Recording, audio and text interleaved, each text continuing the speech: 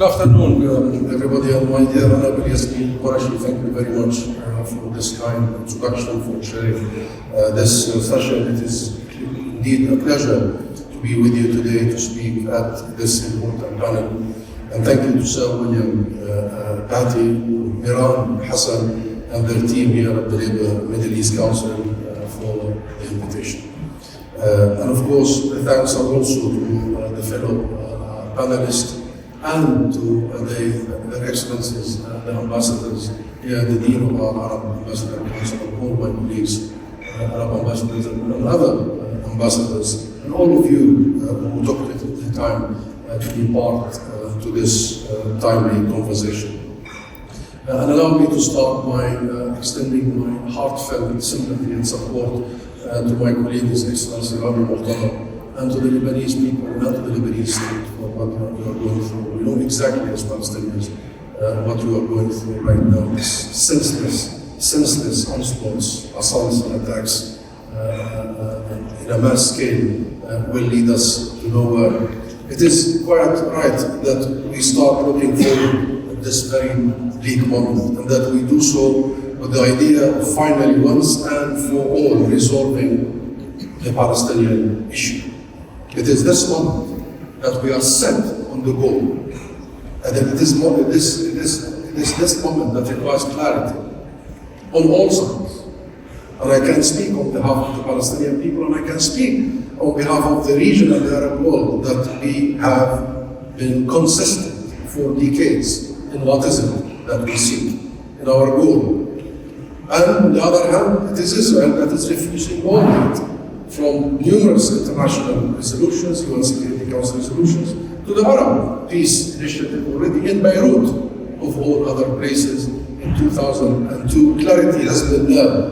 And Israel has been, all these years, since the signing of Oslo, of course, a plan that precludes not only in political rhetoric, but they have even legislated and mechanism precludes any Palestinian political and national rights. And the aim, as has been exhibited clearly, is to maintain an indefinite, permanent occupation. There is no other plan on the table as far as we can see. By contrast, we, the Palestinian and the Arab side, have a plan which also has a global consensus that can lead us to a just and lasting peace. And we must build the energy towards that. These, or the steps to take us there, should be by now fairly clear and easy to identify. Number one, statehood recognition. Number two, sanction illegalities, all illegalities, including an arms embargo. Number three, accountability for all. Accountability for all. And number four, an international peace forum conference to determine implementation. These are the four steps that need to be taken. I will talk about all these in more details in a minute. And more details is going to be in a few minutes. So I know we don't have 6 hours. However, I need to emphasize that the immediate priority right this moment is and remains to be a full and permanent ceasefire, without which nothing can progress. We need urgently to reach a ceasefire in order to alleviate the suffering of 2.3 million people in Gaza. This is a humanitarian imperative before it is a political imperative. And we do have the vision to that, the plan to that. We have a Security Council resolution since May that provides the way forward to reach a ceasefire built on a Biden initiative already as early as May, for the 3 stages through which we get to a permanent, an immediate and permanent ceasefire. Food, medicine, and clear water must be allowed instant and unfettered access. At the same time, my friends, we must also embark on a massive and comprehensive reconstruction project, and the work has already begun in preparation of the immense task to turn Gaza livable again, to re-establish the possibility of life in Gaza. The destruction that has been wrought in Gaza is simply unimaginable. The rebuilding task is huge, my friends. It will demand an enormous reconstruction fund as well as open borders with no restrictions on the entry of construction materials. Access is very important here. These are obstacles and absolute necessities, of course, if we are to prevent even more mass suffering in the entire region. We need to learn from our mistakes, man. This is a moment we stand tall and learn from what has taken place and set a journey that takes us to the goal that we all agree on. The Oslo process has a number of weaknesses, but suffered from one defeat in particular: lack of clarity. Lack of clarity. The mutual recognition that came out of the Oslo was not equal. We recognize the state of Israel. Israel never recognized the state of Palestine. And that lack of clarity has led us to where we are today. Because it was interpreted by some Israeli policy decision maker, the lack of them recognizing the state of Palestine, and certainly Western governments' lack of recognition was interpreted as a license to encroach and to grab as much land from the territory of the other occupied state. That is why this is the moment that we seek and we demand clarity. This is why state of recognition now is so important, and that's why the title of today's panel is State of Recognition and the new Labour government. Recognizing the state of Palestine on the 1967 borders offers precisely the kind of clarity that we all need. It sets a precise destination for all diplomatic and political efforts, and it levels the playing field somewhat. No longer we will talk about Israel and the Palestinians. We will be talking about Israel and Palestine will be a full member of the United Nations.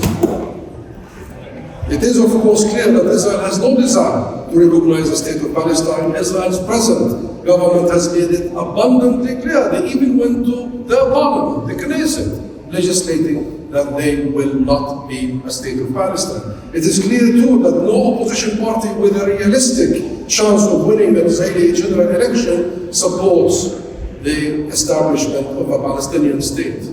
Some would argue for a Mickey Mouse state. But no one opposition party has argued for the long-espoused two-state solution. However, political calculations, my friends, change. They do change. Even in Israel. A unified global or near-global recognition of the state of Palestine will certainly have political reverberations and consequences and effects and energy inside Israel itself. Let us be clear that our destination must secure an end to what the International Court of Justice calls Israel's unlawful presence in all occupied territory. This is the highest court of the globe. Let us be equally clear that international law stipulates the Palestinian people's right to self-determination and return of the refugees. Negotiations then, once we set this path clear, negotiations then become about implementation, about logistics, about modalities, about technicalities, but not about the goal, not about the outcome, not about the principles. These principles should be set in stones by international law and by international consensus. Given the political reality in Israel now, which for decades has grown accustomed to total impunity, it is certain that any diplomatic efforts will require a certain amount of international persuasions, pressure, leverage, simply because the international community must be prepared to impose sanctions on all parties that are not compliant and full arms embargoes. Israel will not leave occupied territory at the asking. It's not like, please leave. There has got to be leverage, and there has got to be pressure, and the only possible policies that the world has been using is sanctions. And we remember the South Africa situation, we remember many other situations whereby sanctions have been rather effective in ending illegalities. And it is obvious that no amount of diplomatic pressure will compel Israel, because we have been at it for 30 years. The entire Arab world came and said, and within the Muslim world, 57 countries will normalize instantly with Israel should a two-state solution be established. That was not heeded.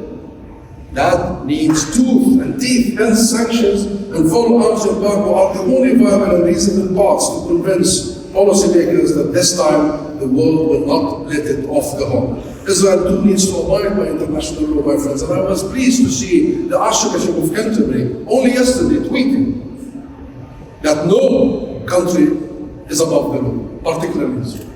And I'm pleased to see not only politicians in this country, and not only the new government, talking about international law as a universal, equally applied tool upon ourselves, not selective, not the double standards that we have seen. It cannot be acceptable that any political or military leaders is not taken to task for the kind of mass killings and mass destruction we have witnessed in Gaza. And not only in Gaza, and you have been following what is happening in the West Bank, including Jerusalem, and you will hear now from a prominent Jerusalemite who will tell you about the situation there. But remember, Jerusalem is the flashpoint. It is the open wound of the Palestinian people and the region. And anything that goes wrong in Jerusalem will spread like a fire. And the International Criminal Court, my friends, needs to be allowed to do its job. The ICC must be let or allowed to be doing its job. And if we do not prosecute war crimes, we will not deter the next ones. This isn't just about bringing justice to victims, important it is. This is about making sure this is never again, will not happen again to the next children of Palestine, of Lebanon, of any other nation. And if we do not hold even allies of the world's powerful countries to account, we will undermine the global faith already so deeply shaken in the global rules-based order we all built together after the horrors of the Second World War. Accountability is paramount, my friends. It is paramount. It is so important to all of us, including the Palestinian people. It should be important to Israel. It is most certainly paramount to the rest of the world. And finally, and with the view to internationalizing our path to peace, we foresee an international conference, forum, under UN auspices and based entirely.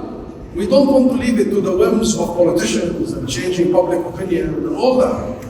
Under the auspices of the United Nations and based entirely on the resolutions, numerous UN Security Council resolutions and the tenets of international law and the Arab Peace Initiative. This will commit regional and international parties to see this through to what its only reasonable conclusion. We all know what's the conclusion for this. What a senseless situation we are. It will ensure that international guarantees for timelines, for financial assistance, for security, and for physical implementation are most readily acceptable by all concerned parties. And it will give us all a stake in the resolution. It will also end any exclusive, and I stress exclusive, any exclusive mediation role for the United States, for whom the task has clearly proven too big. The US needs the rest of the world to do this job. The US needs a multilateral forum. The US needs Britain. The US needs every other actor. So my friends, nothing I have said here is even slightly outlandish. A Palestinian state on the 67 borders has long been global consensus. What we must end is this idea that only through negotiating with the occupier that we can achieve this outcome. This cannot be about process. We must stop it being about process. This isn't about process. This is about the resolution. This is about the goal. The Oslo process also proved that Israel will seize any opportunity to consolidate the occupation, to multiply the land grab rather than roll it back. It is frankly rather depressing to be talking about this after all this time. We, the Palestinian people, cannot wait any longer. It is entirely unreasonable for anyone to suggest that we should accept to continue to live under Israel's oppressive military rule for another day while waiting for an open-ended diplomatic process. We know where we have to go. And I'm so pleased with the immediate steps taken by this government, the new Labour government, in line with international equality and international law. It is rather refreshing to see from first week the refunding of honorable, the pulling out of the intervention at the ICC, and suspension of some arms to Israel, exports to Israel, licenses to Israel. It's not full arm embargo. They haven't gone all the way, but at least there are steps that suggest that this government takes international law seriously. This is really inspiring, and we intend to build on this and work with this government. So we all know where we should go. We just need to go together and continue working and have no exceptions, no privileges, and apply the rules on all equally. Thank you.